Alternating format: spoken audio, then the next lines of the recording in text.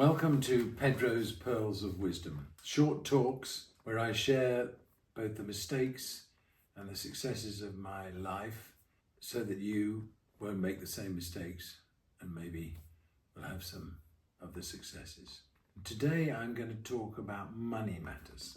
The actual term money matters suggests its importance, and indeed it is a source of happiness, not so much owning a large amount of money or becoming very rich, but being able to manage however much you've got in a sensible way.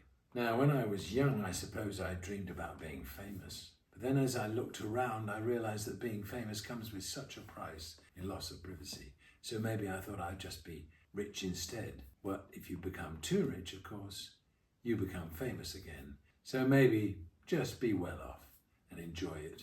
But most important, budget well.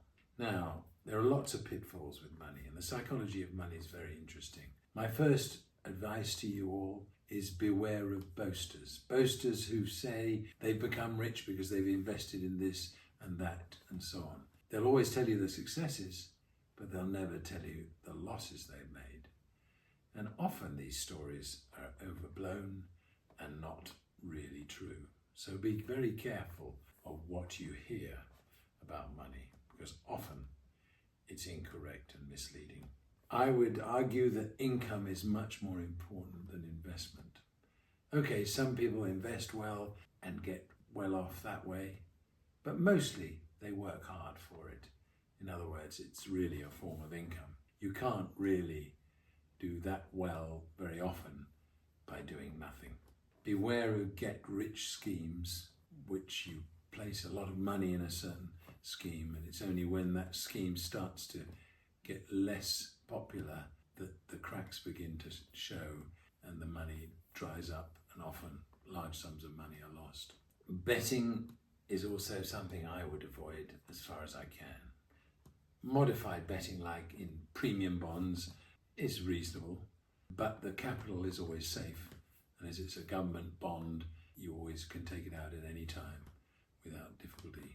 Now, I've made one or two bad investments. It's usually when I've been lured into getting into a scheme which appears to be better than it really is, like when there's an income tax break from the government even. But these investments, often in film and in property investments, fast developments in various enterprise zones, they sound great when you put it in, but sooner or later the tax man will come back for your money and take away the benefits from an investment which really did nothing. So I've made plenty of mistakes, and I think it's important that you try to avoid them too. So avoid investors who tell you that they are making huge sums of money outside the norm by going into this or that, because usually it's not true. Now, it's always said that money doesn't really bring happiness over a certain level, and that's true, but organizing it sensibly, whatever amount you have, I think does bring happiness and satisfaction, and that's really where you should be aiming. Avoid overdrafts or interest payments, because that's money wasted. It's a bit like parking fines, a complete waste of money, and interest is too. Just hold back a little bit, only spend what you've got and what you need, and avoid overdrafts and interest if you possibly can, because that's the quickest way of losing hard-earned money. I would say follow your own instincts rather than other people's. And if you think something's sensible, it probably is. If you think it's not, it probably is not. And as I said before, income is king rather than investments. So maximize your income rather than anything else, and then save if you have something extra. And it's always argued that, if you can save a certain amount each month, each year, either into a pension or into a safe investment, then that's what you should be aiming for if you possibly can. So spend money only when needed. Follow your own instincts. Avoid get-rich schemes. Enjoy the security of organizing your money well.